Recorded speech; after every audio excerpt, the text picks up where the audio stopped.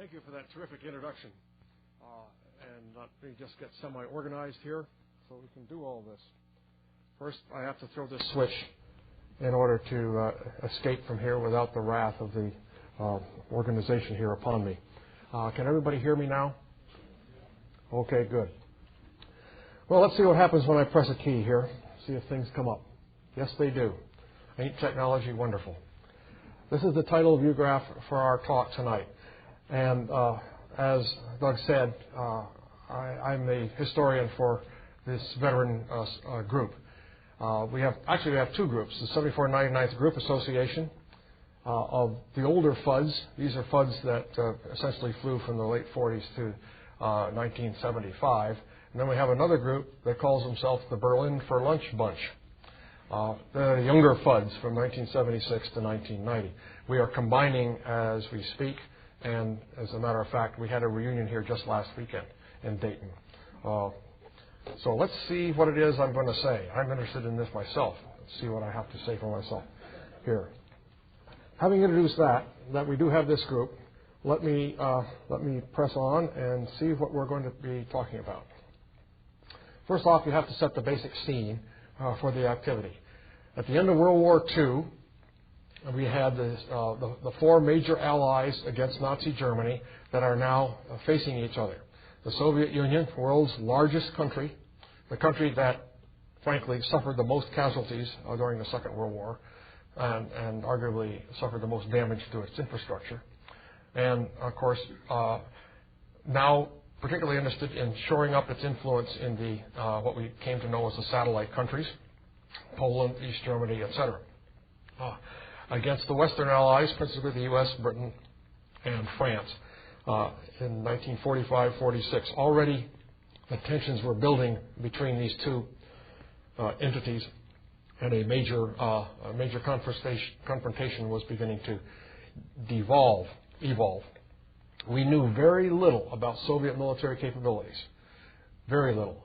And as tensions rose, we needed to find out. So it was especially important in those years, the late 40s, to find out about their real potential nuclear capability.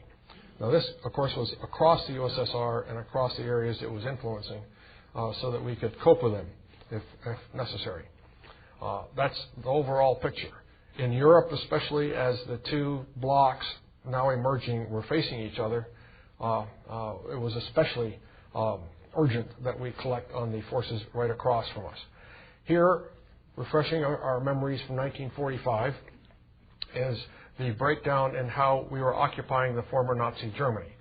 Remembering the Soviet zone, which eventually became the so-called German Democratic Republic, or East Germany, and we had the British and French and American zones, which eventually became the Federal Republic, or West Germany. Similar structure was going on in Austria. Austria had been part of the greater German Reich and is now going to resume a role as an independent nation, but it itself had to be occupied. Zones were set up there. In both nations, Germany and Austria, the capital cities, Berlin and Vienna respectively, had sectors within those cities. There was a Soviet sector, French, British, and American sectors in the cities as well. So this quickly became an issue in East-West confrontations, negotiations, etc. And then let me next we can discuss the different airfields that I'm going to be talking about tonight. You can see from the map, there's the Berlin corridors and Tempelhof Airfield, which was the airfield that was supplying the American sector of West Berlin. There was the British airfield at Gatow for their sector and the French airfield at Tegel in its sector, which is where you fly into Berlin nowadays, into that airfield. The units I'm going to talk about in West Germany started off. One of the American units started. Whoops! Nobody look. Okay. One of the American units started at the airfield of Fürth by Nuremberg. I haven't got it all cutified up here on the view graph, but there it is, Fürth by Nuremberg, before it went down to Fürstenfeldbruck near Munich. Americans called it Fürsty, and that's what I'll probably wind up calling it tonight. Before moving on to Wiesbaden Germany, which was the headquarters for the United States Air Forces in Europe. And also we had units at Frankfurt, what is now Frankfurt Civil Airport, or Rhein-Main Airfield, right there near Frankfurt City. Those are the air bases we're going to talk about. And here are the units we're going to talk about. We're going to start with the American occupation. There were two units that became the granddaddies of covert reconnaissance in Europe at that time. A 45th Recon Squadron, which was made up in 1945-46 of P-51 Mustangs rigged out for overt recon. Main mission of them was to troll around West Germany, taking photos, particularly in the American zone, of the bomb damage, and for our learning purposes, and also to help with reconstruction projects that are going to be a huge, huge effort over the next several years. The other outfit we'll talk about at the beginning is the 19th Photo Charting Squadron, which had B-17s rigged out for, obviously, photo charting. Mention them both in a moment. The covert elements of those two came together in an outfit called the 7499th Squadron, Air Forces Squadron, in 1948 at the height of the Berlin airlift. As intel requirements burgeoned in the late 40s, early 50s, finally reorganized into a group headquarters, the 7499th Group, with three squadrons, the 05th, 7405th, 6th, and 7th. 05th was basically the unit that would carry on the function of that 99th Squadron. 06th and 07th, the 06, and I'll mention both of these in some detail in a minute. The 06 was going to be an airborne communications intelligence collection outfit. The 07th was going to be a high-altitude imagery collection outfit.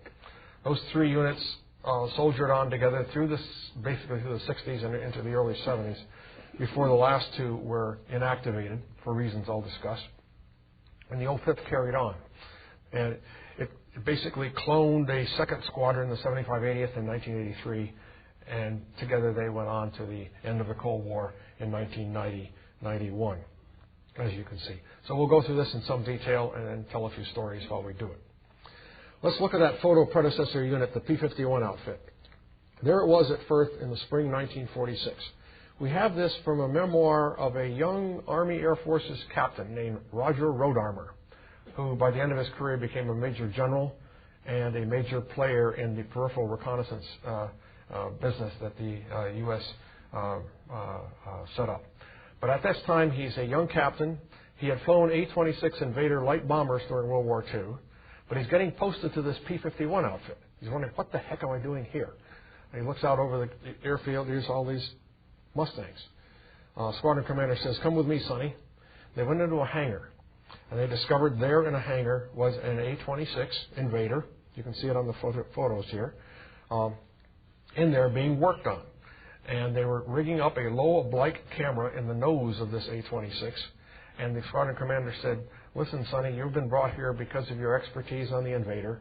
You're going to train some crews on flying the airplane, and we're going to be collecting reconnaissance out of an airplane that nobody knows has a reconnaissance capability. And that's because we plan to fly in the Berlin corridors. We plan to fly collection missions in odd and interesting places in Europe, and nobody should know about what we're up to." So Captain Rodarmer salutes, "Yes, sir," and he proceeds to do that very job. You can see in this picture the camera, the oblique camera being stowed there. It was described in his memoir as rigged up with bungee cords and what passed in 1946 for duct tape. Put that thing in there. But it worked. It worked just fine, thank you very much. Second unit, predecessor unit, was going to be conducting ELINT. ELINT is electronic intelligence, and in the parlance of intelligence people, ELINT is one half of signals intelligence. There's communications intelligence and there's electronic intelligence. ELINT is non-communications stuff, and for the purposes of this talk, that's basically radars. The adversary's radars, to try and get the technical information about the radars, what frequencies they operate on, all the fancy words that electronic warfare officers have for the different aspects of radar emissions. target tracking, surveillance radars, missile guidance radars, etc. Learn all about them, and you can do major things to a hostile country, perhaps, with this material. We'll have an example or two in the talk. Okay, so having said that, this unit, photo charting unit, the Detachment A 10th Recon Group, was flying those B-17s. Okay, something happened. Its overt mission was this photo mapping. But something happened. 1946, August, flying this blue route here, from Vienna down to Venice and then down to Rome, was a scheduled Army Air Forces C-47, twin-engine DC-3 courier aircraft. The weather was pretty rotten. It blundered into Yugoslav airspace right in this area here, and it was promptly shot down by Yugoslav fighters. Aircraft crash-landed. Everybody survived, but the Yugos interned the crew. Major protests came from the U.S., including Secretary of State and even President Truman got a hold of Tito, was in the process of saying, give our people back. When, guess what happened? A second C-47 on the same route, 10 days later, along here, also blunders into Yugo airspace and is also shot down. This time, no one survives. So there are bodies over there now. Major tension between the U.S. and Yugoslavia. I suspect what happened then was that Tito, who was probably not already understanding that Joe Stalin wasn't his best friend, was said he'd better cozen up to the West. Next thing we know, he'd released these airmen that he had, and he even wound up paying some recompense to the families of the survivors. But how we get into the intelligence side, USAFE headquarters was saying, how come they knew where our airplane was, and how come they knew to shoot it down? So the call went out in the American zone, find any ferret that you can find. Ferrets became known as EWOs or crows in my day, electronic warfare officers. They found two guys, eventually a fellow, Lieutenant Colonel Ingvar Haugen, and in his memoirs he discusses how he got involved in this. He was called to USAFE headquarters, told to find some gear, strap them into a couple B-17s and get the hang down to northern Italy and fly around that area, try and figure out where what's going on, ELINT-wise. They did that. They discovered a former German Würzburg radar, part of their air defense system, that had been used there by the Germans as a training aid, now apparently being run either by the Yugos themselves or by Germans with the Yugos supervising, quote unquote. Nevertheless, they were able to vector those fighters in on those transports. USAFE answered that question with that information, and then it thought to itself, the Soviets are beginning to deploy radars. We are told, we have bits and pieces of evidence that they are beginning to build up an air defense capability in East Germany. Why don't we continue this ELINT stuff? And so they did. Those two B-17s became a permanent part of the game in Central Europe. And as I said, those two disparate parts from two units came together eventually into a squadron called the 7499th Squadron, Air Force Squadron, or eventually Composite Squadron, because it took two different disparate types of birds under one squadron. It was officially activated 1 November 1948. It gained itself some C-47s, and those were especially useful during the Berlin airlift, which was going on about this time. That crisis had started in June of 48. By this time, we were already beginning to fly intel in the corridors, realizing you could fly in the corridors over Soviet garrison areas, ground and air. You could collect imagery, and if you're smart, some ELINT as well. And what they did was give these C-47s airlift call signs, put them in the stream going in and out. Besides hauling some coal, they were also hauling information out of their camera systems on what the Soviets were up to.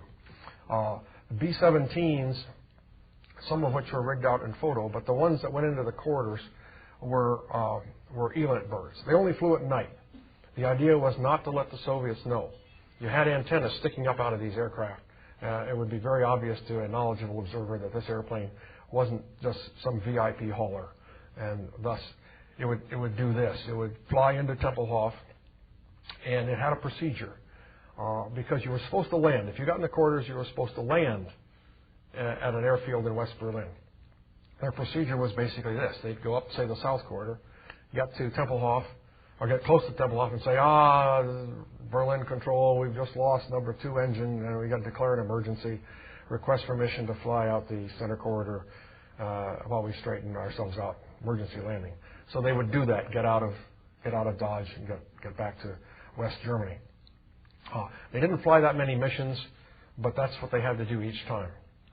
Meanwhile, later, actually in the early 50s, C-54s began to arrive, and these were specially outfitted with both photo and ELINT capability, and eventually replaced the B-17s. By 1953, the last B-17 was gone. Incidentally, there are 2 B-17s from this unit, right, from about 1946 to 1953, that are still around. And one of them was flying actively up until a year ago. Bizarre stories, I tell you about it later, but basically they got sold off to a French photo charting unit, actually. And by the time they were out of gas, figuratively, the French museum at Le Bourget Field took in one of them, and one of them's been on display there. The other one was been flying by an aircraft enthusiast group up until last year, when the insurance money, some maintenance problems got to it. But that's pretty impressive that 2 B-17s, arguably the oldest aircraft in our entire inventory, are still around. B-26 remained in the inventory into the mid and late 1950s, but that squadron did continue doing its operations, and they moved to Wiesbaden Air Base out of Fürstenfeldbruck in the summer of 1950. That did 2 things, depending on your view of that from the squadron level. It put you too close to USAFE headquarters, but that's what the headquarters wanted.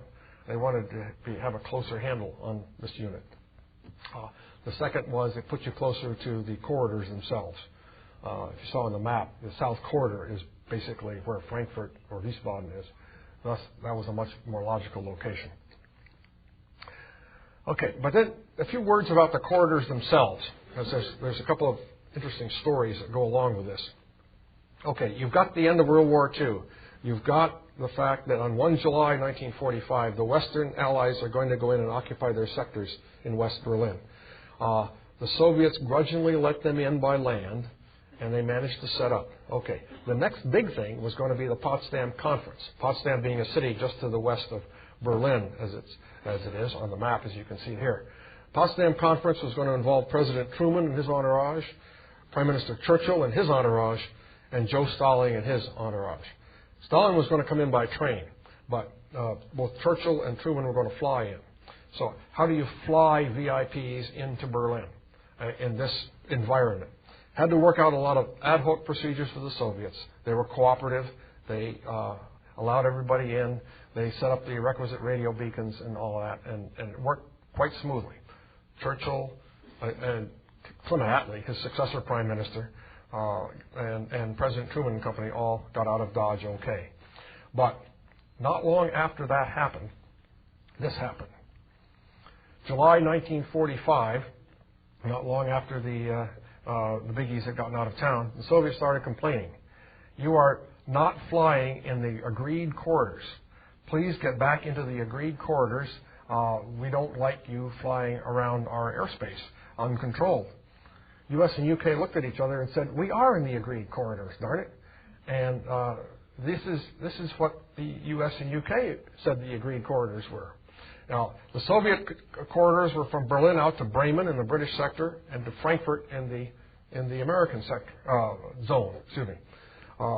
The agreed corridors the Westerners thought was fly out of Berlin to Magdeburg, a large city, easy to see under VFR conditions, and then out to, in this case, Hanover in the British area and Frankfurt in the Western area. So you can see why the confusion happened here.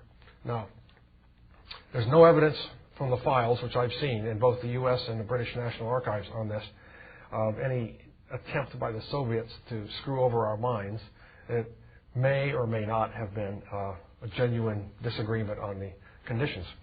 But out of this came the thought, well, maybe we better get our act together and have something we all agree on and get it down in writing. So sure enough, a conference was convened in November 1945, U.S., U.K., and the Soviet Union, with some French participation was beginning, to set up procedures. Interesting about the procedures. When they got down to it, you had a couple of biggies that we've heard about. Field Marshal Montgomery had an oar in the pond about this, and so did a fellow named Field Marshal Zhukov on the Soviet side. There was an American two-star as the American rep, and you'd say, boy, is he overpowered. But as it turned out, we fundamentally got what we wanted out of it, the U.S. did. But what the British proposal initially, this is Montgomery himself saying it, well, what we really ought to do is draw a north-south line down to the Soviet zone, through Berlin, like this, and Allies could fly anywhere in the West that they wanted in order to get to Berlin. You can imagine what the Soviet reaction to that was. Zhukov said it in so many words. He says, we can't accept that. We can't have you flying all over our zone, observing our troops. And I'd like to think that the U.S. and U.K. kind of looked at each other and maybe nudged each other under the table and said, that's an interesting idea. But anyway, that was rejected. Zhukov had a counter-proposal, too, and that proposal was to, if we're going to have corridors coming into Berlin for your convenience, why don't we have corridors in West Germany going into the American and British zone for our convenience and going back and forth for our air? That was rejected by the Allies. They don't want any of that stuff going on. So the final agreement was written and was signed in November 1945. And here are the basics about it. There are the corridors, as was agreed to in writing, written agreement. They were 20 statute miles wide, 20 statute miles in radius for the Berlin Circle to give you ample room to do your, especially your landing procedures into the airfields in the West. And by the way, they used statute miles because Field Marshal Montgomery, being a good ground forces commander and a Brit, said it must be proper miles, British miles. So yes, sir, statute miles. It always bugged me when we were in there. Why is it statute? Well, that's the reason. When I say an imposed maximum altitude of 10,000 feet, it wasn't imposed early on. In fact, the British, for example, rotated fighter squadrons in and out of their airfield in their sector, including during the Berlin airlift. But by the high tensions of the 1950s, the Soviets said, okay, 10,000 feet, and that's it. I found in those files reference to 10,000 feet as having been proposed in a paper, but it never made it to the written agreement. So we Westerners were saying, no, we can fly over 10,000. The Soviets say, niet, you have to stay at 10,000. It became a big enough issue that in 1959, when the U.S. Air Force was introducing the C-130 airlifter into the theater here, and we tried to send several flights of genuine airlift 130s into Berlin by flying high altitude and then doing a jet descent and approach. The Soviets were all over that aircraft, and it was getting quite dangerous. So we quietly went along with a 10,000-foot altitude. Despite that, from that altitude, you could still get very good coverage of targets in eastern Germany, and I'll show you later on a slide what that looked like. So let's press on, having known that. Okay, lots and lots of missions flown, and then we had one fatal crash, among others. The picture on the left is not of an aircraft accident, post-accident flyby. It was just a young lieutenant in the squadron who died in an automobile accident. They had a funeral at the base chapel at Wiesbaden, and they had a flyby. But being an aviation guy, I just couldn't resist having this photo in the briefing. Sorry about that. Seeing B-26s and B-17s in the formation, can't beat that stuff. That must have been one great sight. Anyway, break. In 1952, again, we have a pairing of two losses. In August 1952, early, about the 1st or so, we had a mission into the Alps of Western Austria with a B-26, going low level in some valleys, taking pictures of bridges. That if the Soviets ever attacked to that area, we'd try to figure out how to drop the bridges. This was one reason for that imagery. Aircraft got into a valley it couldn't get out of. The pilot was new in the B-26 and didn't have his power up and pancaked on the high slope of this valley trying to get out. Everybody survived that. I managed to interview the navigator before he passed on from totally other causes just a few years ago. Dramatic story there. However, 6 days later, we did lose one with a loss of life. An RB-26 flying out of Wiesbaden Air Base, taking off to the west, lost number one engine. It burst into flames on takeoff, and the pilot had little choice. He automatically was going left anyway. There's the Rhine River. There's the city of Mainz. He managed to put it down between two bridges. You can see one of them here, and pancaked into the Rhine River. He and the navigator escaped. The two photographers in the Bombay drowned. So that was our first two fatal losses in this game. Was that particular loss. It shook the squadron some, of course, but then you press on. Then comes this program here, and this begins a totally new epoch in the game of reconnaissance in Europe. By 1952, Sync USAFE was saying, these airplanes I got, B-17, C-54s and so on, are collecting information, but I need a high-altitude bird. I need it, and I need it fast. He sent out a requirement to Air Force Headquarters. General Vandenberg, who was Chief of Staff at the time, put together a quick group of people in his acquisition and S&T world at the Pentagon and said, what do we do about this? We need to get it done fast. Out of that meeting and subsequent paperwork flying back and forth was created a special program office to cut red tape, to organize as quickly as possible, find special ways to get equipment, get it modified, get an aircraft type, and get it modified to take the equipment, get it put together, glued together if necessary, and put out to the field. What they did was choose this high-resolution camera, a 240-inch oblique. You can see it in that photo on the right-hand side. Incidentally, the carcass of that camera exists out here on the floor of the museum under the wing of the B-36. There's a reason for that. This was intended for a B-36, this camera system. And you could see a B-36 could haul this thing. And it would give you splendid high-resolution photography from a good high altitude. However, the 36 was already having some problems, and it was not going to be around much anymore in the inventory once the B-52 came along.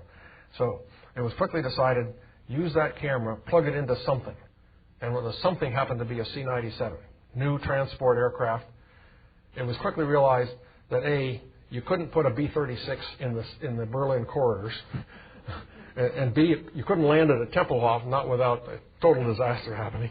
You didn't want the Soviets to collect the stuff, and you didn't want it flying the East-West German border either, because that would be perhaps too provocative.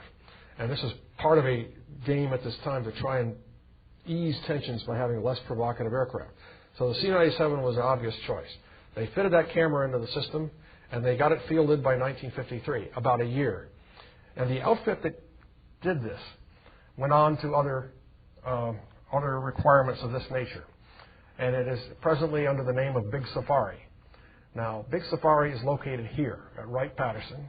It was spun out of the RDT&E world in the Air Materiel Command world of the time, and has gone on doing these kinds of projects since this one. This was the first one. These kind of projects for the Air Force, you'll see more mentions of this. Virtually every airplane type I'm going to talk about from now on was modified and put into the field by Big Safari, also maintained with their overall picture. Safari, I can't say enough good about it. It's just a terrific outfit. It has been doing things not only in the recon game, but in other high-priority modification projects that have had to do with command and control aircraft, ECM aircraft, Super Whoopie VIP aircraft, on into the modern world. In fact, it got into the drone business in the 1960s, and the drones you see operational now in Afghanistan, Iraq, and elsewhere are a result of Big Safari program management going on. So thank you, folks, from that outfit. Anyway, back to this outfit. This airplane is deployed to the 99th Squadron in 1953 and immediately begins flying out of Rhein-Main Airfield on the east-west German border to altitudes over 30,000 feet.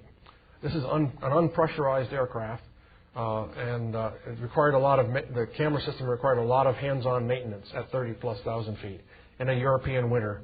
Think about all that fun and games that you have to go through as a crew member. But it produced some very high quality imagery. Love to see some, but haven't found it yet. And was, as I say, the first of many fantastic aircraft that we had. So that went on. Okay, here comes the time in 1955 when we had to organize to handle requirements that were burgeoning as the Cold War deepened in intensity. Group headquarters was set up at Wiesbaden Air Base, close to USAFE headquarters, and the 3 squadrons were set up. The 05th was the successor of the 99th Squadron, doing the, let's call it low altitude, low level imagery, photography, and ELIN. The 06, communications intelligence, and the 07th, conducting high altitude imagery. I'll go through the 06 and the 07th first, and then conclude the unit march, if you will, with the 05th Squadron, because that lasted the longest. 7406 Support Squadron. There's its mission: conduct with the Air Force Security Service airborne Covert Reconnaissance, communications intelligence. What you had was basically two separate crews on board that airplane. The front enders were the pilots, navigators, flight engineers, the basic crew of the basic airplane. What you had in the back were Air Force Security Service intel collectors, linguists, people who knew the languages that they were listening to and recording. And they were doing instant analysis in some cases. And over time, these people got even better. It's a fantastic capability that we finally developed. And of course, this command was not the only one that had it. SAC was a great consumer of comment people from Air Force Security Service, as it did its own collection, as did the unit in the Pacific that was sister units to these here. The back-enders were called sailors. It was one of those cute names to cover who they were. And the senior NCO, head of the crew in the back, was called the admiral. So there's the admiral and there's the sailors. They were not supposed to know, the front end was not supposed to know what the back end was up to. It was that secure. And that happened through most of the Cold War, if not all, that the front end was not supposed to have had a clue about what those guys were doing in the back. And basically, if the admiral called up and said, okay, continue this orbit that you're on for at least another 30 minutes, the front end crew was supposed to say, yes, sir, and they did it. I mean, the admiral rules. And that's because they picked up some signal from some particular site, and they wanted to work it as long as they could. That's the way it worked. This has obvious crew coordination problems attached to it. Overall, of course, the first airplane they were supposed to get were old SAC RB-50s, the B-50 bomber recon version thereof. SAC had been flying these for several years and had pretty much beaten them, not quite to death. But it took a while for them to get over here from the modification yards in the States and to get operational enough so that they could actually make crews to the aircraft and actually fly missions. It wasn't until a year and a half after the squadron was set up that they were able to fly their first productive operational mission, January 1957. The squadron did fly. You can see the routes there in the Baltic, on the east-west German border, in the Adriatic, going down to Athens, Greece, was a major location for TDYs, where they could work targets like the Adriatic, like the Aegean Sea. Out of Adana, or the name of the air base we all worked with was called Incirlik, right there in southern Turkey, and you can see the routes into the Black Sea and up along the east-west, along the Turkish border with Soviet Armenia. There was high interest in this area, and if the comms were right, you could pick up some scattered communications intelligence on activity in this area. For one thing, it was an area where the new Soviet ballistic missiles were being tested. This was, of course, a number one priority for our intel agencies and for customers like the President. So these RB-50s were flying those routes. Now, all along it had been decided those 50s were interim aircraft and that the brand new troop carrier C-130 was going to be the platform of the immediate future. So beginning in 57 and into 58, we were gradually modifying some of the first C-130s into comet collection birds. There's a picture of one there coming in to land, and you can see how much it looks like a normal C-130. That's what it's supposed to look like. So the training began, and they began to fly missions not only along the border with the C-130s, but also TDYs to Incirlik. However, something happened. 2 September 1958, one of the first C-130s to deploy down to Incirlik to do a mission with an experienced RV-50 crew aboard was supposed to fly that route. You can see it in black on the view graph here. Fly out of here, straight line up to Trabzon here, where there was a radio beacon, turn right and fly this route in this area, collecting on the bad guys over here. What happened that day, it actually flew this route here. The dashed red line got too far, turned too late, blundered into Soviet Armenia, and was promptly shot down by patrolling MiG fighters. It was traumatic as hell. There were 6 front-enders on board. There were 11 of those security service guys that were lost. And that became a major crisis, again, between the U.S. and the USSR. We knew from some sources in Turkey and our own SIGINT ground-based sources that the Soviets had shot it down. So we go to the Soviets and said, could you tell us what happened to our C-130? We lost the 130 over in the Turkish area. Soviets said, we know nothing. We know nothing. We haven't heard about what you call a C-130. They stonewalled us. U.S. gets more uppity. Soviets get uppity. Finally, the U.S. takes it to the United Nations. And in front of God and everybody, they played the tapes of the Soviet ground controllers and fighters talking about the shoot-down. That embarrassed the hell out of the USSR. And finally, the Soviets admitted it, yes. And they turned over 6 bodies, which happened to be the front-enders. And we said, well, there's more on board that airplane. Well, we know nothing. We can't find any more people or anything like that. So we had to be content with that for the rest of the Cold War. And immediately, those of us who flew in the Air Force at this time and throughout the Cold War were told, look out for this area. The Soviets are meekening, most likely are meekening. Meekening means that they had a radio beacon, which eventually they did have up in this area, that was broadcasting on the same frequency as the Trabzon beacon. And they were luring us off course. Well, we were all briefed about that, to be real careful in this area. And I can remember the first time in there flying what I was flying, what would it have been? It was a KB-50 tanker. Being, my eyes are big. Let's make damn sure I can see this lake van down here and make sure my radar's in good shape. Anyway, long story, not so long, is that the Cold War finally ends, and the Soviets and the U.S. and the now friendly Russians get together on several levels. One of them is a joint U.S.-Russian effort to try and figure out what actually happened in all of these Cold War shoot-downs. There was quite a few of them. 16 of them were reconnaissance related, but there were a lot of others where people blundered across borders and were lost. And this commission is still technically alive today. But in the early mid-90s, the U.S. and the Russians and the newly independent Armenia, with the cooperation of the newly independent Ukrainians, got together and went to the scene. And they found Armenians who had seen the shoot-down from their village.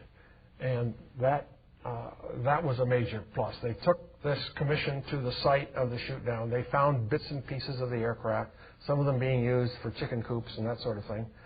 And they found a few bone fragments of those other people. And they were able to identify through DNA, as it was in the early 90s, of a few of those folks. So that was it. Now, of the original 6, 2 of them are buried at Arlington Cemetery, Washington area, D.C. Of these 11, there was not enough together to say with authority, these belong to airman this and these belong to airman that. So it was finally decided to bury them in a common grave at Arlington Cemetery, not that far from where the original 6 were buried. Very impressive when you go there. Now, another thing that happened was while this commission was in place in Armenia, A man walked up and said, "Excuse me, I'd like to be a part of this. When I was 14 years old, I saw the shoot down, and I'm from the village of so-and-so over here." And they say, "Oh, tell us more." So he told us more. And it turned out, he said, "I am a sculptor, and I would like to make a memorial to your crew." And so he did. And that memorial is standing on the site of the shoot down where that crash took place. He said, "I would like to make another one, and I would like to have it someplace in the United States where you could also remember this crew." So they did. And it's parked over here in the Memorial Garden here at the Air Museum. So check it out when you can. Very, very impressive. It's a twin thing. There's the Armenian one in Armenian language with some English words on it. Then there's an explanatory one right next to it. Very impressive. Okay, what happened to this? I don't want to spend all night on this, but it's a controversial story. Were the Soviets actually meekening? What was the crew like? Turned out the crew had, as I said, flown RB-50s on this route. The navigators on board knew about the radio beacon business. They knew that the beacon up there at Batumi did operate on the same frequency. They knew that the radio beacon at Trabzon, like all radio beacons in the West, had a 3-digit code with it, TRB or whatever it was. And that the Soviet beacon didn't have any code on it, just operated at the same frequency. So did the navigator get careless? Maybe. We don't know. There's a book out that I highly recommend if you can find it. It's not in the bookstore here, unfortunately. In fact, it's out of print. It's called The Price of Vigilance by two men, Larry Tart and something Shields. But try Larry Tart, T-A-R-T, when you Google it, in whatever site you use, Amazon.com or abebooks.com, which I use a lot. That's got all kinds of squirrely bookstores all over that deal in things military, among other things. Anyway, you can find copies of it out there. It concentrates on this topic, but it reveals a lot. One of the first things I read that revealed a lot in the unclassified world about the signals intelligence collection operations worldwide. And he had it cleared by NSA. So fairly legitimate what he says in there. He concludes that it was most likely a blunder on the crew's part and or a mix of problems with the airplane. And when it flew down from Rhine-Main to Incirlik, Turkey the day before, the radar was written up as having a problem and it wasn't operating. And the maintenance crew signed it off as being operational, so they launched the mission. Did the radar go out at the wrong time? We were talking about this just before I talk, and gee, maybe they should have aborted and got to hang back to Incirlik. They didn't. And so there's still a mystery about this thing. Still a mystery. But find that book and read it. It's very educational about this game. Now, the 06 couldn't shut down forever. It had a mission to do, and it flew on with its security service back-enders. Incirlik TDYs resumed in November, 2 months later, and went on from there for the longest time, flying in the Black Sea, flying on that border, that same border where their brothers had been shot down. And finally, those missions ceased on December 1965, and I'll have a reason for that later in the talk. The tasking expanded over time.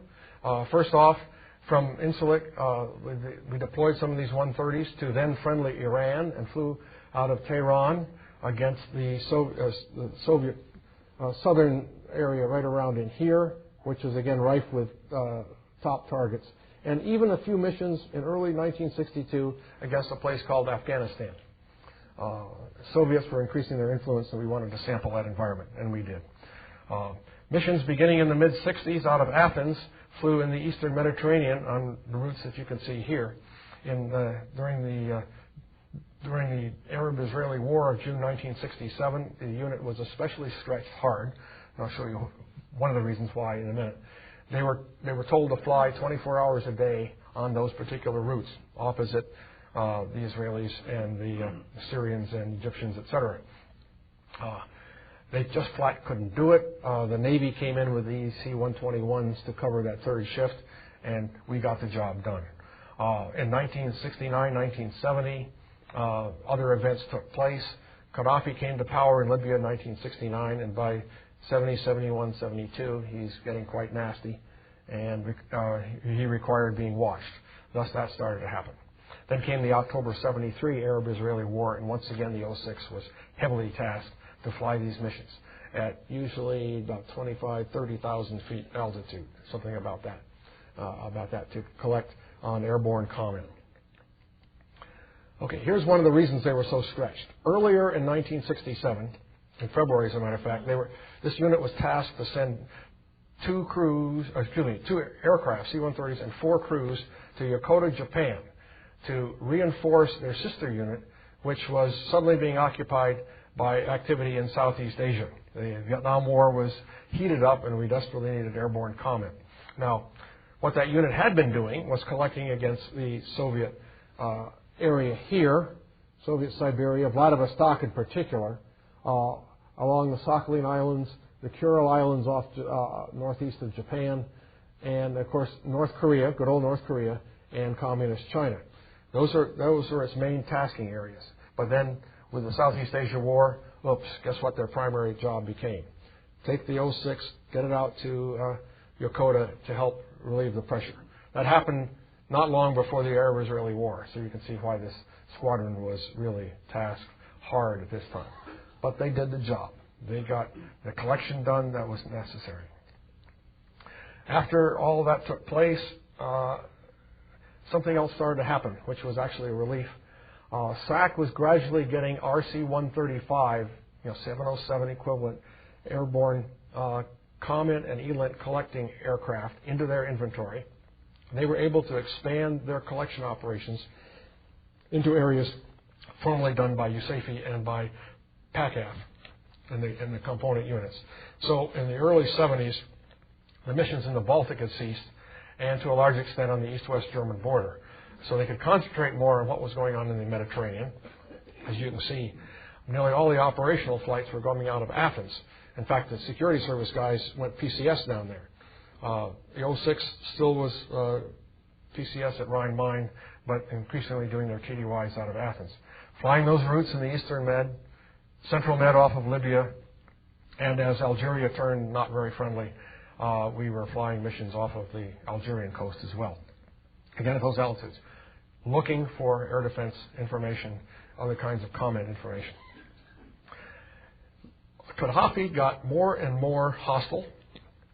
He had decided, because he was Gaddafi and he was in charge in Libya, he decided that the Gulf of Sirte here was not international waters, and the airspace over it was not international airspace. This was all his, and he so proclaimed to the world. The United States, NATO, and other Westerners said, no, it's international waters. And so we put aircraft into there to assert our rights to fly in there. We put Navy ships in there to assert the rights to fly, to sail there, and we kept collecting information on the Libyans. Libyans were getting armed with some interesting aircraft, including air defense fighters, and the hostility level was gradually increasing. So the back-enders of the C-130 were among the main collectors on this increasingly hostile level. You were getting comms about possibly shooting down, escort the bad guy, and if we tell you, shoot it down. So that got real tense. One day, 21 March 1973, came the breaking point when the controller told the Libyan fighters, shoot it down. Now. So the fighters converged. The admiral in the back of the aircraft, whose guys had picked up this conversation, says to the front end, dive, dive, dive. And I suspect the aircraft commander might have said, we're not a submarine. Well, basically, shut up and get this airplane down. And so he obediently did his dive. One person at our reunion last weekend told me that it approached critical Mach in the 130 before they pulled out into a cloud layer. They escaped, got back, and reported what went on. It was a major, it could have been another major loss for the 06. But it kept trolling.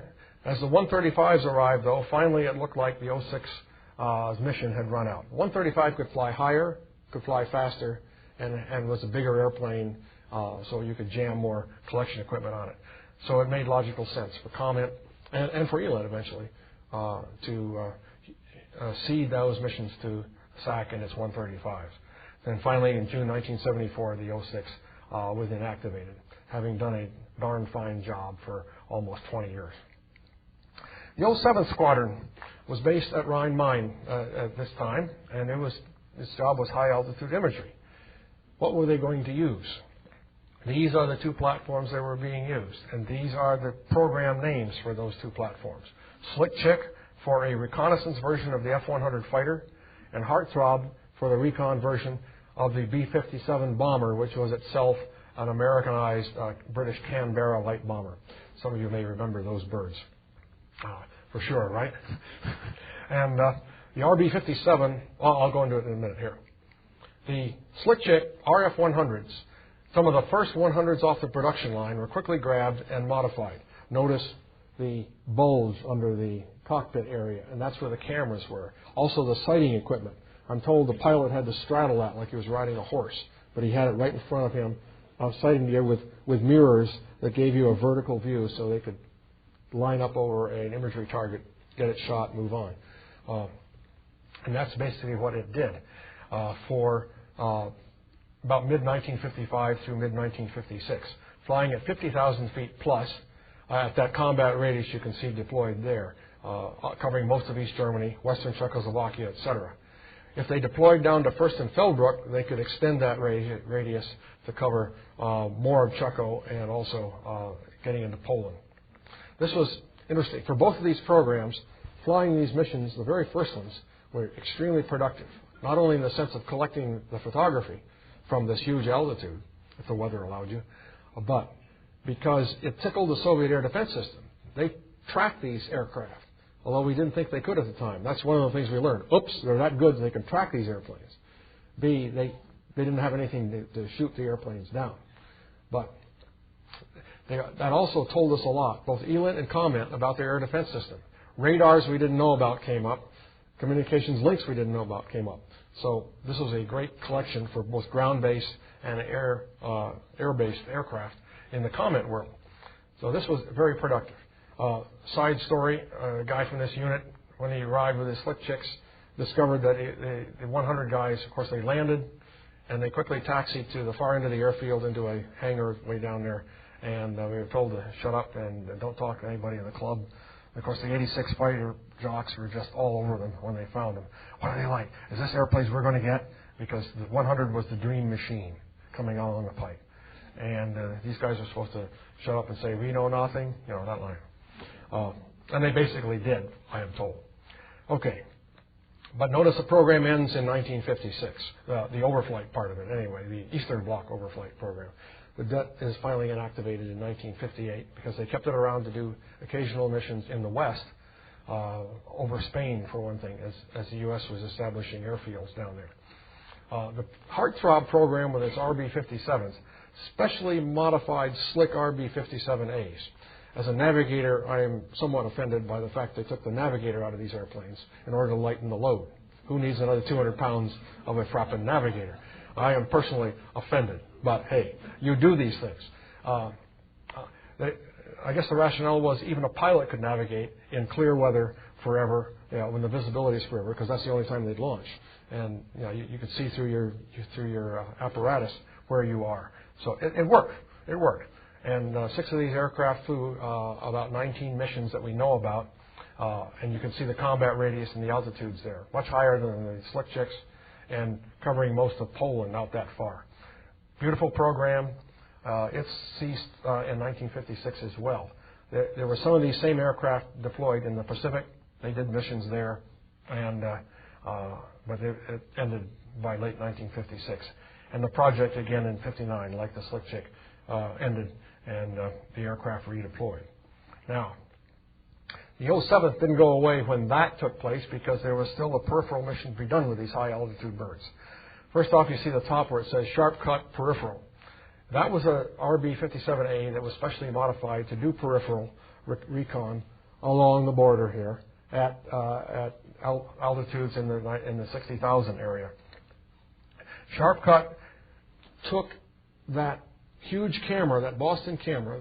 The technicians were able to take that, and through the miracle of mirrors, able to shrink that basic camera with a lot of effort down to be able to fit in a B-57 Bombay. I don't know how they did it, what they did, and they were able to use it on the border from those extreme altitudes. This aircraft, the Sharp Cut, exists today. It is out at Hill Air Force Base, Utah, in their collection inside, being very well taken care of, I am told. Haven't seen it since we first told the curator over there that it was this airplane. It was a Sharp Cut peripheral. We provided some data from our organization, and I'm told that they've got it displayed there at Hill Air Force Base. Check out that museum when you get a chance. Now, the A models, as I say, went away, and they were replaced by the D model RB-57s with those humongous wings. You can see it right there in that picture. That increases lift and carrying capability, and they were used happily along the borders, as shown in this map, up until 1964. But in that year, the wing spars started acting up. On some of the aircraft in the States, they started losing a few of these birds, and it was discovered there were cracks in those wings. They weren't engineered well enough, apparently, and so they had to ground the fleet. It was okay, basically, because the F model RB-57 was coming along, and you can see a picture of it right down here. Had an even more bizarre wing and higher and more powerful engines, including auxiliary jets, besides the main ones. You can see one poking out from the wing there to get another increment of altitude out of the bird. And they flew the borders on those routes right up until 1968, until the unit was deactivated. Now, we lost one of them, 14th of December, 1965, and you can see where it was, in the Black Sea, in this location here. Aircraft was launched out of Incirlik and was going to fly up into the Black Sea and fly missions here. I've seen an article which talked about possibly they were doing telemetry against Soviet missile tests, but I can't back that up with anything official. But that's what it was supposed to do. But something happened to the bird. There was no evidence in signals intelligence, either ELINT or COMET, no evidence from Turkish or U.S. radars in Turkey of a Soviet involvement in the loss of the airplane. No fighters came out that we know of. The air defense possibilities from the SAM sites in the area along that Soviet coast couldn't reach out that far. The presumption still remains that it was an operational loss, that something happened in the airplane. Canopy cracked, and at 70,000 feet, wouldn't have time to say even Mayday. So there was a quick loss. Pieces of the aircraft were found at sea in about that location, and that's how the accident report reads, that location there. Both Soviet ships and Turkish ships got to the scene about the same time, started madly collecting pieces. There's still people out there that firmly believe the Soviets did this shoot down, but again, it's one of those mysteries, still a mystery, what happened there. As a result of that shoot down, though, the Turkish government, who had been hounded by the Soviets for several years about these evil Americans using their air base and using Turkish airspace to collect on the nice peaceful Soviets, Turkish government finally said, "Look, I think you better stop using our air base for these missions." I remember flying in October, November of '65, and even then there was some tensions up. This is in a C-97, and we were going to fly some ELINT in the Black Sea. And we had RB-47s flying there at that time, and all of that stopped. Fundamentally, that wasn't a huge loss to us, fundamentally, because by this time our satellite reconnaissance capability, both photography and electronic signals communication and intelligence, were beginning to pick up the load from these peripheral units. So it wasn't a huge loss to us, and in the interest of keeping the Turks on our side, we did cease recon in that area. And eventually the unit, the 07th unit, was finally inactivated in 1969. It had produced lots and lots of great imagery on the tracks that you can see here. The photo in the upper right, by the way, was done by a German civilian photographer on the approach to Rhein-Main Air Base on an aircraft coming in for landing. Now on to the 7405th Support Squadron, the one that took over from the 99th Squadron in 1955. I'm going to talk first about the ELINT mission, the electronic intelligence mission, and then we'll go on to the imagery. ELINT mission, A flight of the 7405th was that outfit, and this is the one I flew in, was this mission here. They had two specialized C-97s And notice I called them overt because they couldn't be anything other than some sort of weird collection. There's a tub under here. It looked like a canoe attached under the bottom, like you're going on vacation, except you should have it on the top if that's the case. Various antennae along the top. 2 of those aircraft, we flew peripheral missions in the Baltic, on the east-west German border, Adriatic, etc. And you can see the routes here on the map. A lot like the 06's aircraft. In fact, I dare say, we partnered in a very quiet way on these missions in some of the areas, the 2 squadrons. And they flew missions up through 1969. But then again, SAC 135s took over the peripheral mission of these birds, and the birds went on to other missions. One of the photo C-97s that we got at about the same time also had some EVO positions, electronic warfare positions, in the aircraft specifically so we could do that kind of collection in the Berlin corridors and not look like we were collectors. And in fact, the EVOs had positions down in this part of the Stratocruiser here. Anybody in the audience ever fly a Stratocruiser, airliner? I haven't found anybody yet, but in the late 50s, was there a hand? Okay. Do you remember that there was a bar in that part of the Stratocruiser? There was a small spiral staircase down to a little bar. So we always joked that the EVOs down there were still sniffing the fumes from the bar in the civilian aircraft. Actually, these were converted tankers, so these are SAC fumes. Anyway, the aircraft, we had 2 of these dedicated photo C-97s that flew in the Berlin corridors, as well as on the east-west German border, taking photography. Eventually, as I said, the peripheral event ceased in '69, and the mission was ceded to SAC RC-135s. I throw this in here as an example of the kind of collection you could do in a potentially harassful environment. This is a painting of an incident I was on the scene for. One of our C-97s up in the Baltic, 25,000 feet, flying along, was intercepted by 2 Soviet MiG-17s out of a base in Estonia called Vayanod.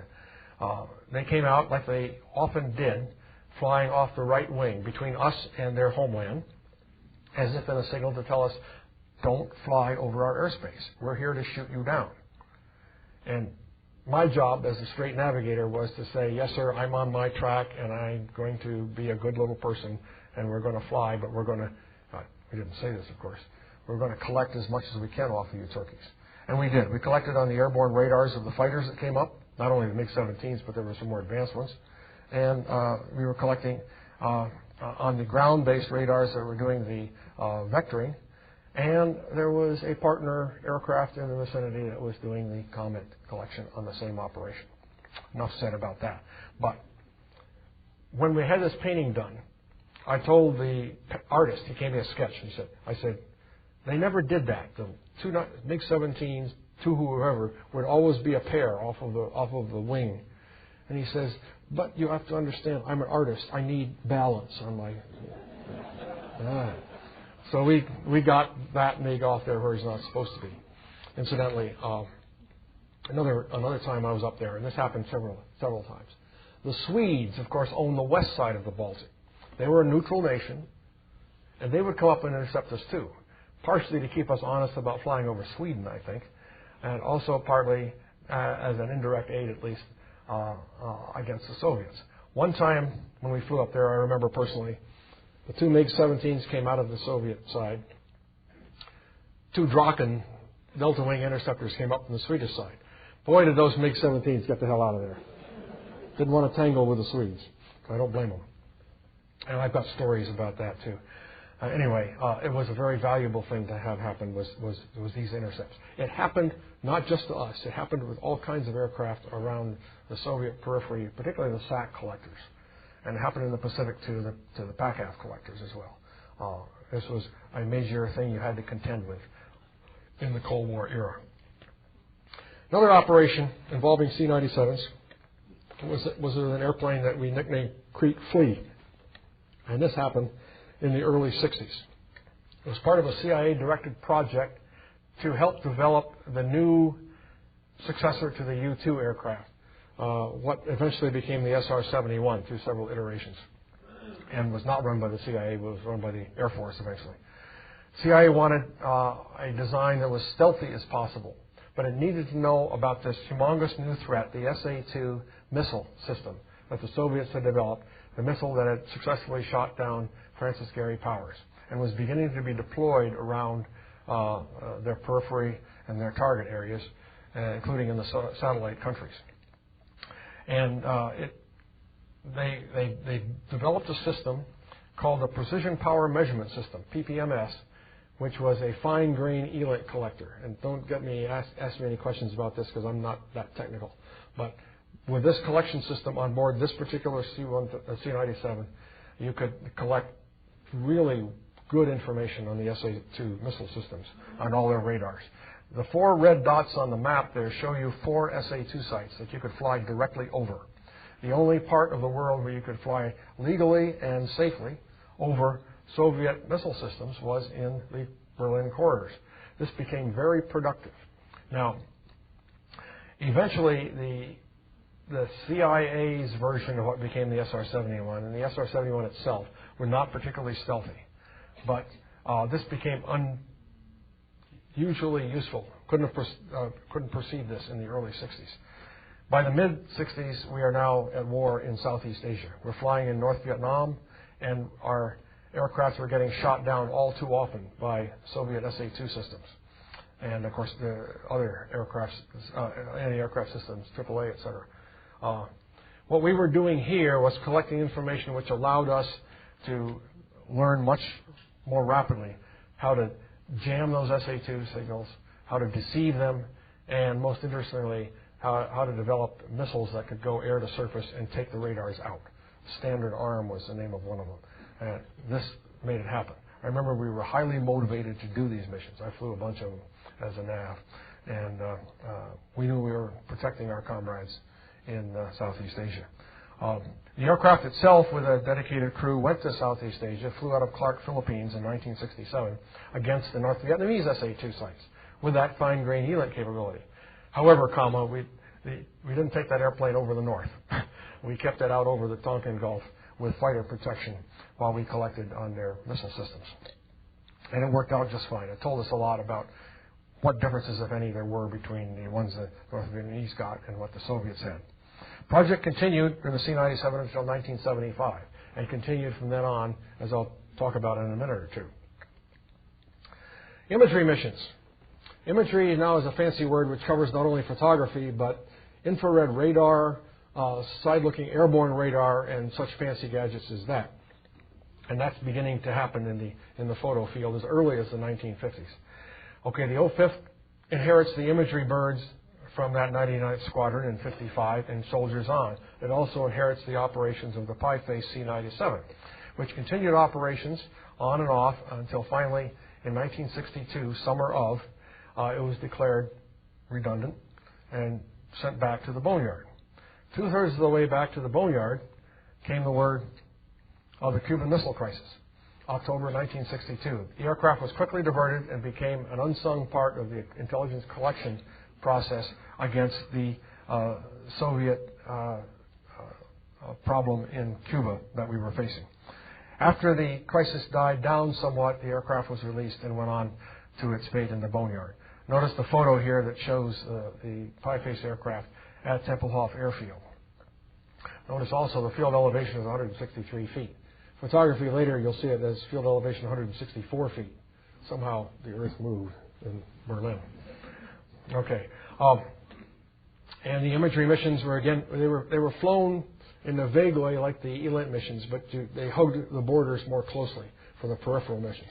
You can see the tracks again into the Baltic, Adriatic, etc., down to Athens. Other aspect of the imagery that happened was we got 4 of these T-29s that are down at the bottom. These are navigator training aircraft that are modified to look totally like courier aircraft. And indeed, that's what they were. We had an unclassified mission to carry people and cargo, light cargo, up to Berlin.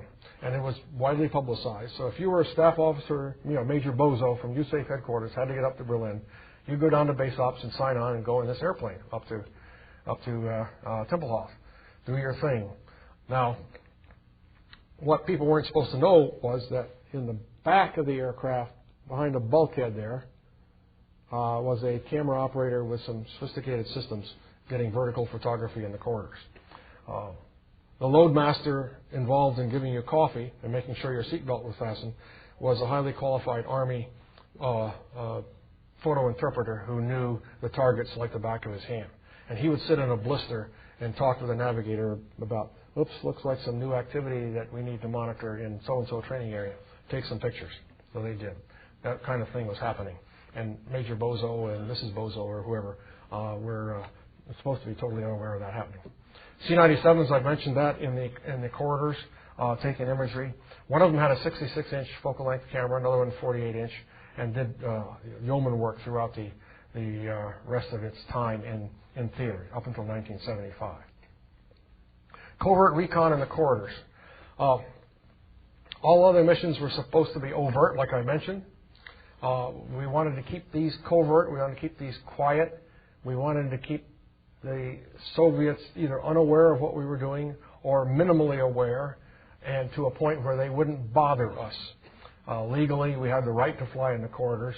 There was no specific prohibition against reconnaissance, but we didn't want to test them in a major crisis either. And we got this happening. The Soviets were fundamentally not deceived, though, and there's some examples I'll mention in a minute or two. They tacitly accepted the mission, probably for a couple of reasons. One was the little quid pro quo, because we were tacitly accepting, without major protests for the most part, Soviet Aeroflot aircraft flying on funny routes that happened to coincide with overflying NATO airfields in Western Germany and Belgium and places, and also even in the United States on supposedly Aeroflot routes. So there was a trade-off there, perhaps. There's also the thought that they would sometimes do stuff on the ground that they didn't seem to mind us taking pictures of. There was some activity, like they were almost trying to tell us this is how capable they were, so please don't attack us because we'll whip your ass, sort of thing. Like some of the material we gave out was the same sort of message to them. Cold War, peculiar thing. Very rich target environment. Those red dots are just airfields. There were over 400 targets that you could reach from the corridors, even with that 10,000-foot limitation. This is our training areas, and there were a lot of them. These are just a couple of examples of them that you could collect on. You could overfly this one. This was a major training area, and there you could pick up on all kinds of ground tactics. Ground folks loved imagery from the training areas in that area. So it was a very rich target environment. This is a photo it's a chart just of the area around Berlin to show you the targets we had in that area. The three blue circles are the three western airfields in West Berlin. Tempelhof here, Gatow, the British airfield, right on the edge of the border with East Germany, and Tegel, the French airfield up here. All the red ones are Soviet targets, East German targets that we were definitely interested in. And I could go on too long about what they were, but you can see the ring around Berlin. And this 20th Guards Army that you see the headquarters of in the northeast there, its main job, it was very evident if the Cold War turned hot, was to take these units and take West Berlin. I showed this once, this briefing with this graphic, to a German audience in Berlin at a place called the Allied Museum, and you could see the gasp out of the Berliners. They were suddenly remembered what it was like in the Cold War and what it could have been like. They didn't need 1945 all over again. So that was pretty impressive.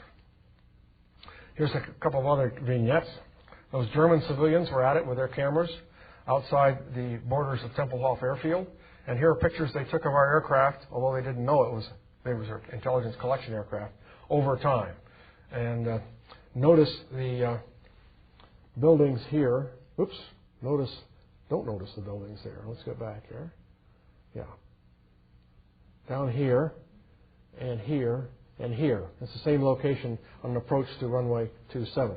Notice the C-97 landing along that avenue in Berlin, heading towards Tempelhof.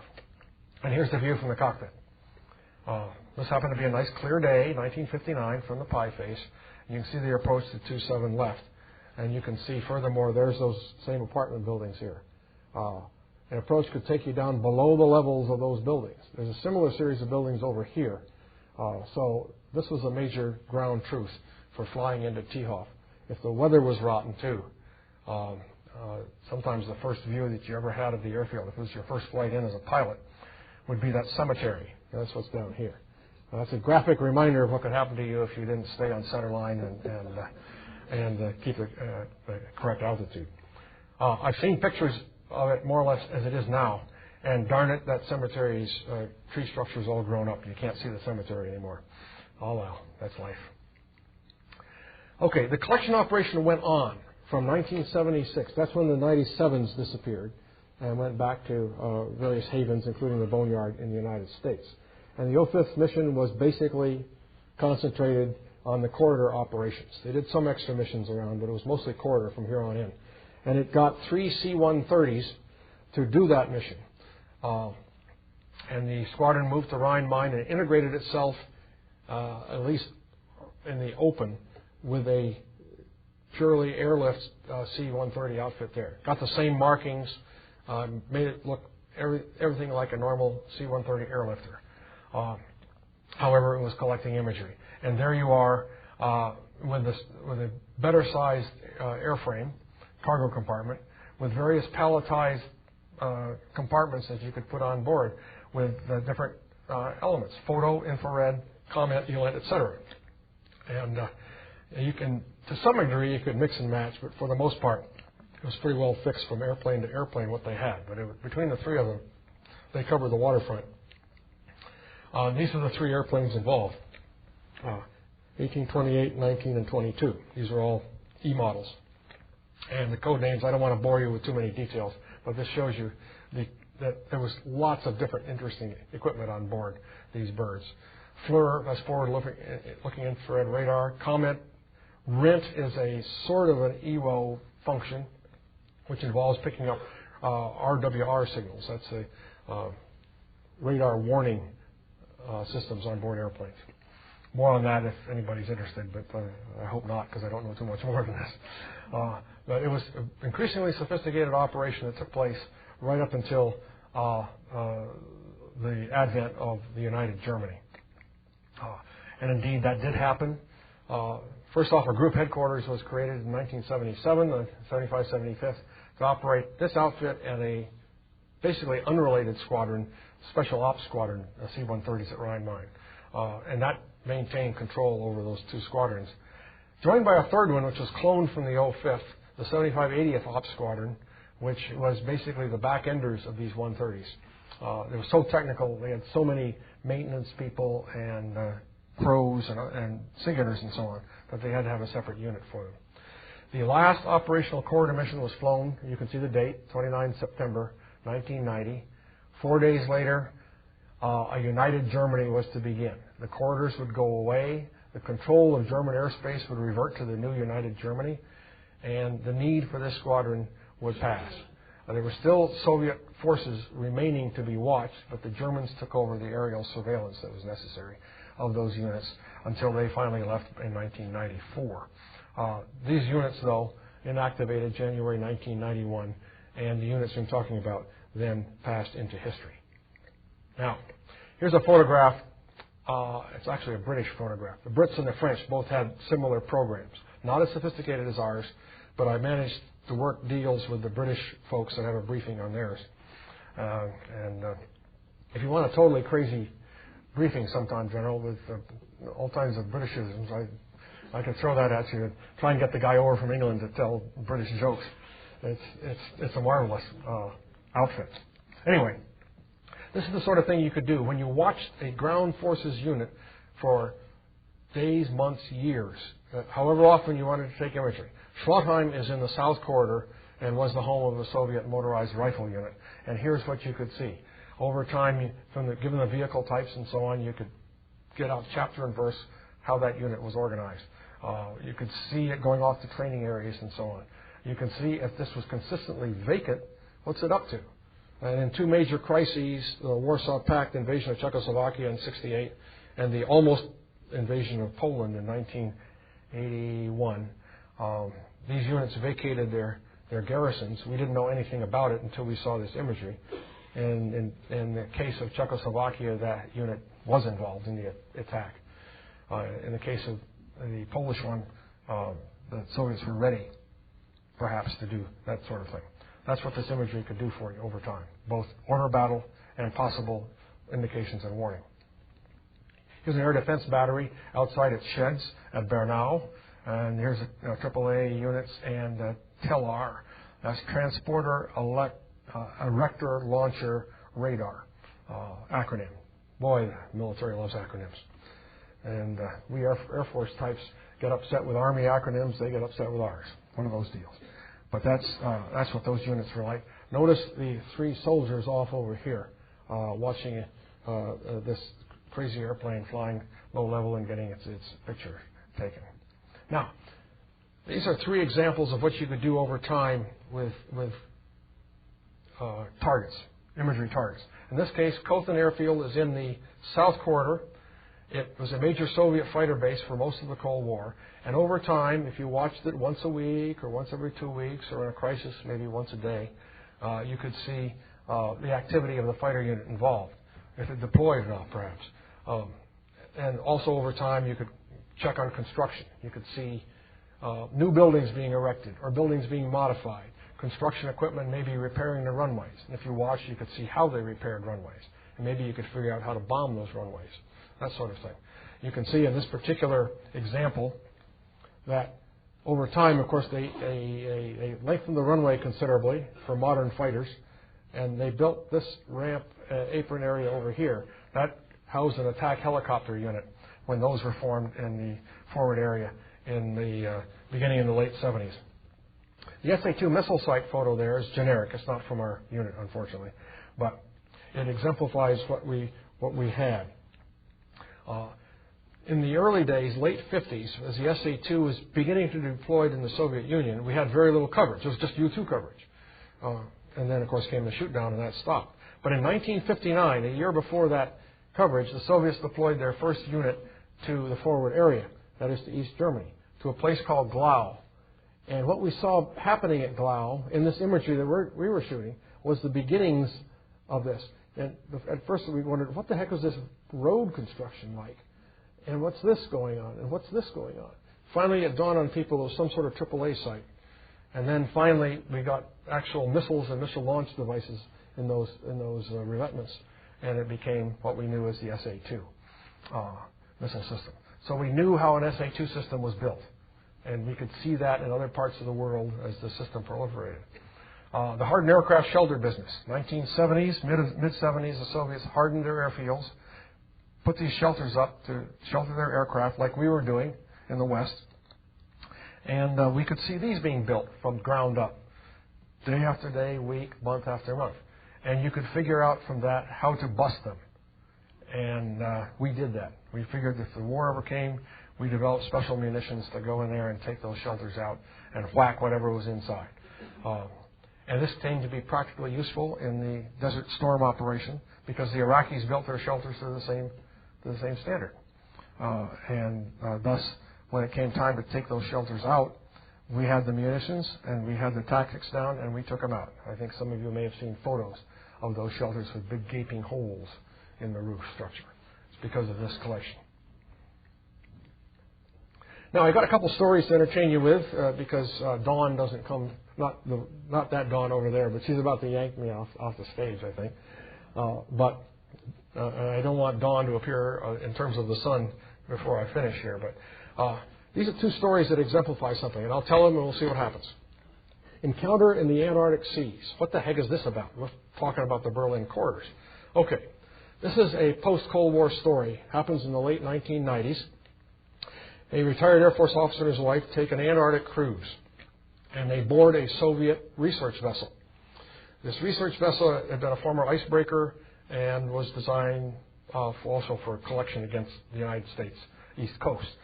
Anyway, the Russian captain of the ship has its welcoming line to welcome the passengers on board, and it comes to our friend, I'll call him Tom Smith.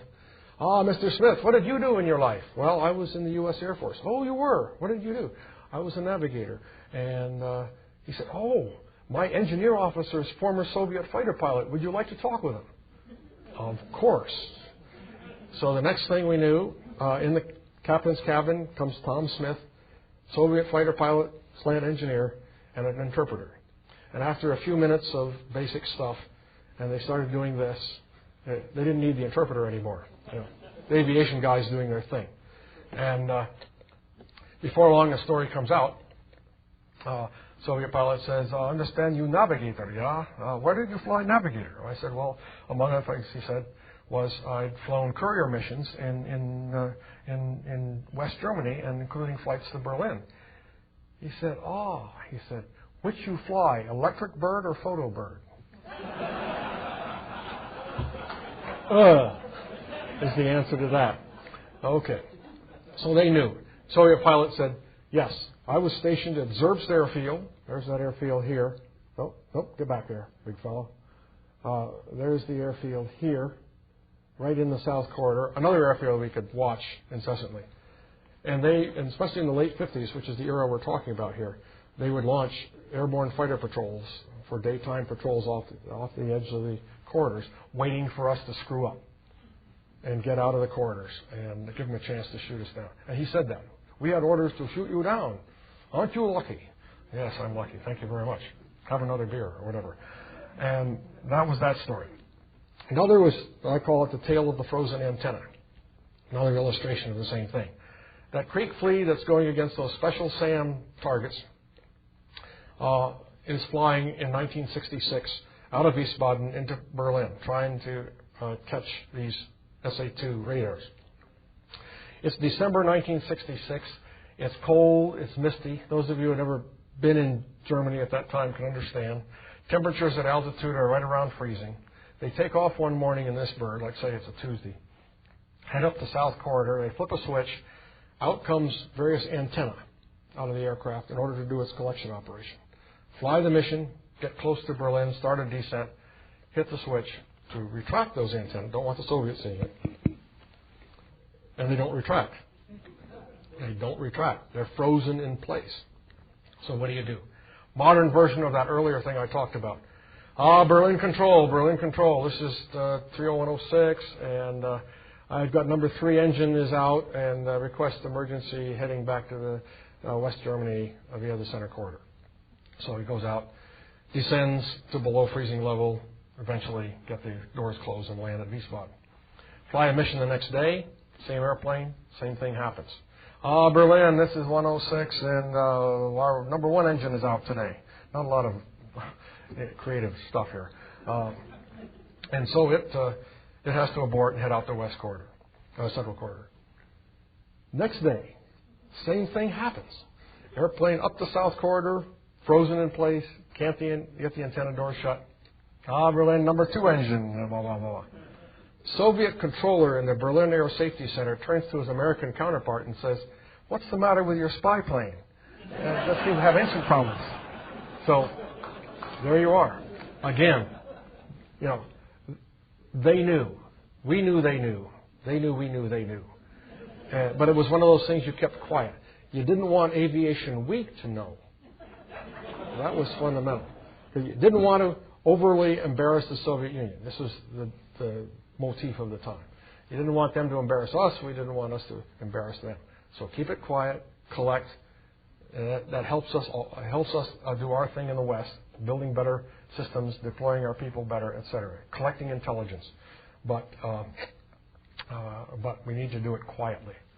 So that's those tales, and that effectively ends my part of the briefing, except for one thing here, and that's a thank you to the people involved. You notice I have had hardly any picture of actual people, and of course, is what make things work like this are the people involved over those many years. Not just air crew, but the maintenance people, the supply people, the ground support equipment people, the whole bit across the line, admin support, etc.